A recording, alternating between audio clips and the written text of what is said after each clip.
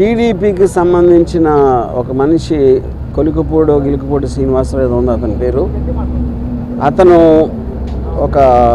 నన్ను చంపడానికి ఒక కాంట్రాక్ట్ ఇచ్చాడు లైవ్లో. నన్ను చంపిన హెడ్ కట్ చేసి తీసుకొస్తే ₹1,00,00,000 ఇస్తానని కాంట్రాక్ట్ ఇచ్చాడు. అది ఆ TV5 సాంబశివరావు నివారిస్తున్నట్టు నటిస్తానే 3 సార్లు తనతో రిపీట్ చేయించాడు.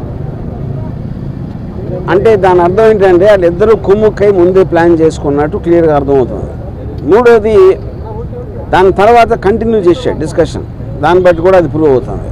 ఇంకా ఛానల్లో ఇలాంటి వ్యక్తులను పెట్టి ఇలాంటి ప్రసారాలు చేయిస్తానంటే 100% ఛానల్ ఓనర్ బిఆర్ నాయుడు గారు కూడా దాంట్లో కాన్స్పిరసీలో చేయి ఉందనేది నా బిలీఫు.